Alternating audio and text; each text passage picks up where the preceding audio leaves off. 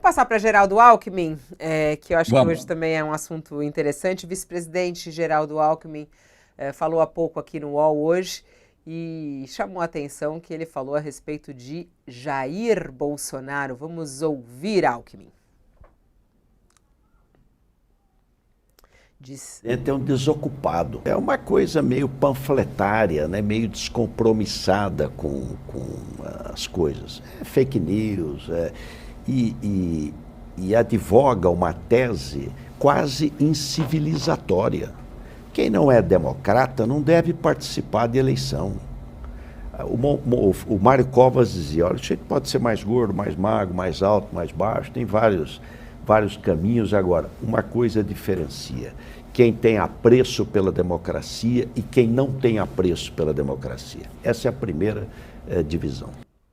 E aí, um desocupado. Como é que você analisa aí essa fala de Geraldo Alckmin? Você acha que deveria parar de falar de Bolsonaro? Não, eu acho que parar de falar de Bolsonaro, ninguém vai parar, porque Bolsonaro não para. Ele foi transformado em líder da oposição, inclusive por alguns centristas que perderam completamente, devido à vênia, o centro, né? Veja só, eu entrevistei vou fazer propaganda aqui no meu podcast Reconversa.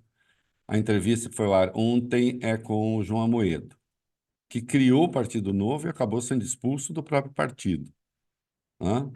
Porque um partido feito pela direita democrática e que tinha um viés, né?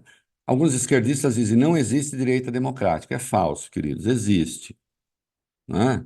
Existe direita democrática. O Novo pretendia ser isso e virou apenas um rabicho, e eu diria da pior espécie do bolsonarismo, né? O centro tem uma dificuldade enorme de bater em Bolsonaro. Isso tudo, eu já vou concluir o raciocínio porque eu estou falando isso tudo transforma Bolsonaro no líder da oposição, por incrível que pareça. E ele lidera o quê? É a minha pergunta de sempre. Agora mesmo que se lançou, aliás, o Alckmin está aí, o plano de revitalização da indústria, a imprensa caiu de pau, a meu juízo, quase sempre sem ler o texto e sem dizer quais são seus critérios, a não ser atacar o PT no passado também, porque análise de presente não se fez, né? Ninguém explicou por que que pode ter plano para agricultura e pecuária, por exemplo, pode ter plano safra, mas não pode ter um plano para a indústria, enfim. A oposição ao plano ficou com a imprensa. Aliás, parte considerável da oposição ao governo Lula está sendo feita na imprensa. Porque nem isso o Bolsonaro consegue fazer. Ele consegue odiar. Ele consegue ataque gratuito. Alguém viu alguma crítica organizada do bolsonarismo ao plano da indústria? Eles são contra ou são a favor?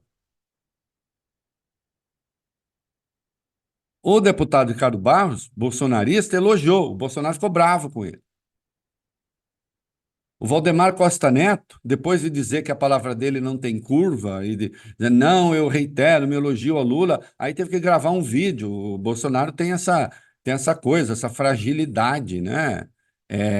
Fala-se muito da tal da fragilidade masculina, né? O Bolsonaro tem uma fragilidade masculina, mas voltada especialmente para o Lula, né? Teve que gravar um vídeo dizendo que o Bolsonaro é melhor do que o Lula. Então, o Bolsonaro é o líder da oposição. Como é que não vai falar de Bolsonaro? Fazer de conta que ele não existe? Bolsonaro não existe aqui nas redes sociais? Não está o tempo todo falando tal? O que ele não tem é proposta para coisa nenhuma. Aí sim. Então, mais uma vez, saiu uma coisa importante, porque esse plano para a indústria é importante, goste ou não, né? Fala-se em um plano de financiamento de 300 bilhões, e mais uma vez o líder da oposição não tem nada a falar, porque é um desocupado nesse sentido. Quer dizer, ele não é um desocupado, ele não fica o dia inteiro coçando o pé dentro do chinelão, com calça tactel e camisa de time de futebol, naquele uniforme maravilhoso que a gente viu no começo do governo, né? Não acho que ele fica fazendo aquilo o dia inteiro. Não, ele fica fazendo política o dia inteiro. Nesse sentido, ele se ocupa. Agora, qual política? É uma política voltada para algum interesse do Brasil?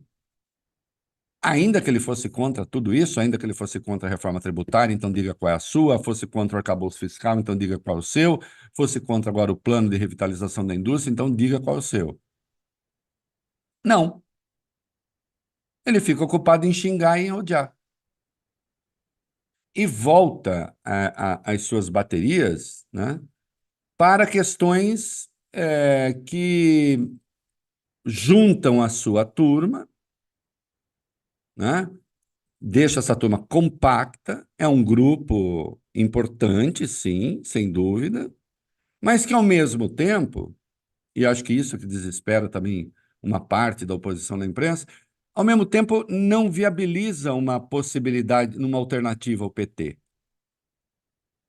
A pesquisa CNT-MDA, se você analisa direito os números estão ali, o Lula ganha a eleição de novo, com Bolsonaro ou sem Bolsonaro. Mas só que será sem Bolsonaro, que ele estará inelegível em 2026. Hã? E atacando fundamentos da democracia. Hã? Violando o bom senso. Então, a tese que o 8 de janeiro foi feito pelas esquerdas. Aliás, ontem circulou um vídeo daquele tal Alan dos Santos, o foragido, né?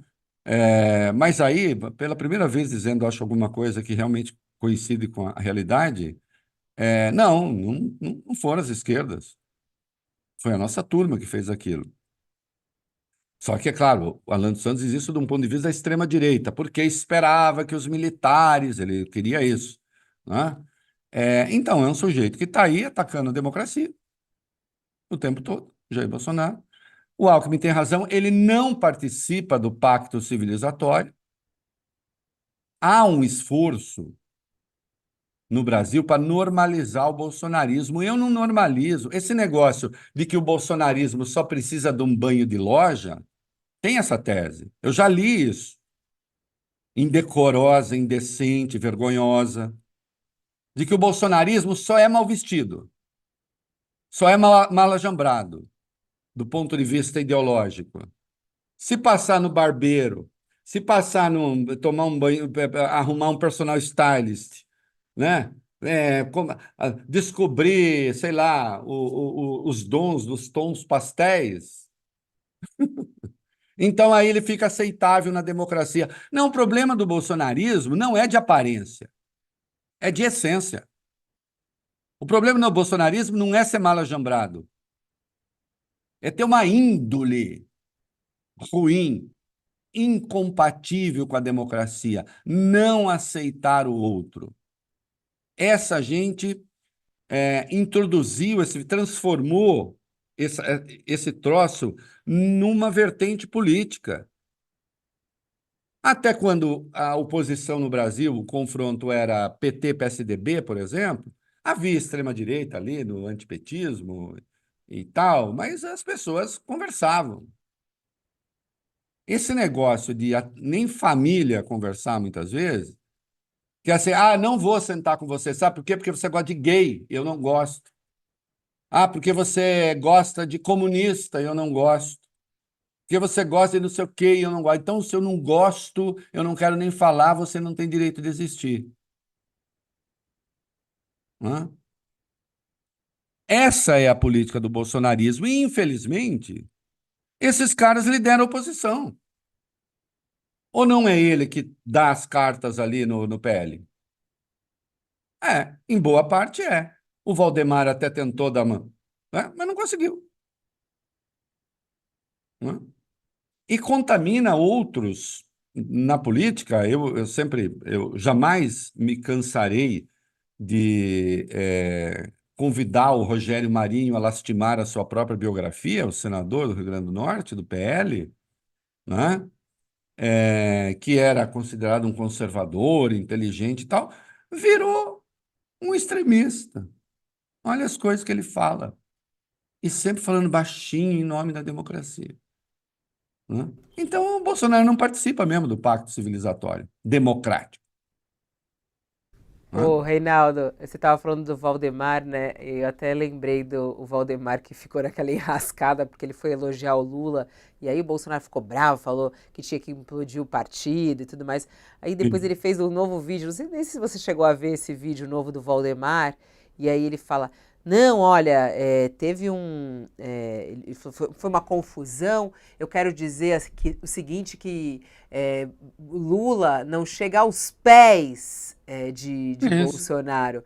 Lula não chega aos pés. É, A gente tem esse vídeo, não sei se a gente pode colocar esse vídeo. O Diego vai me falar, não sei se a gente tem ele à disposição. Ó, vamos colocar o trechinho aí. Acho legal o Reinaldo comentar. é. Que eu disse que o atual mandatário era popular no passado, mas não chega aos pés do que o Bolsonaro representa. E se no passado os partidos se aliavam em busca de poder político, hoje nos aliamos em busca de propósitos. E o meu propósito é defender os valores que o Bolsonaro despertou em todos nós. Acho interessante esse gancho aí, né, de que Lula não chega aos pés do Bolsonaro. Você acha que dá para comparar Lula e Bolsonaro, o Reinaldo? Não, isso é comparação, isso é comparação de vestiário, se é que você me entende. O Bolsonaro exigiu uma comparação de vestiário.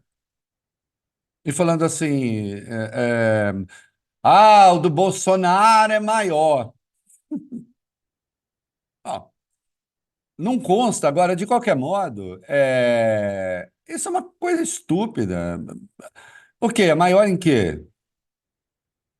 É maior em quê? Não vou. Eu poderia entrar no mérito, pegar governo a governo ali, medida a medida, mas eu dou uma aqui, que é objetiva. Aliás, se fizéssemos coisas de econométricas e o Lula ganharia com. Mas vamos dizer, vamos falar o seguinte: Lula foi eleito 3 vezes pelas regras democráticas. Bolsonaro foi eleito uma vez pela regra democrática, atacando a democracia durante a campanha, filho seu ameaçando fechar o Supremo já, ele fazendo ameaças veladas já nos 2 discursos de posse, passou 4 anos ameaçando dar golpe de forma mais clara, evidente, quando resolveu comprar briga com o Tribunal Superior Eleitoral, ameaçando as eleições. E a sua pregação resultou no 8 de janeiro. Então, pronto. Isso define, entende? Agora, ele tem uma necessidade patológica de se comparar com o Lula e se sentir melhor do que o Lula, que é um negócio inacreditável. Quer dizer, é uma burrice isso, né? O Lula, um dos maiores líderes do pensamento progressista da centro-esquerda, gosta ou não, do mundo. Bolsonaro é o quê? Segundo seus superiores no exército, uma pessoa incapaz de ter pensamento lógico e com ambições muito acima da sua inteligência. Isso o seu superior dizia quando ele estava lá, né? E que precisava ser contido, né? Não foi, deu no que deu.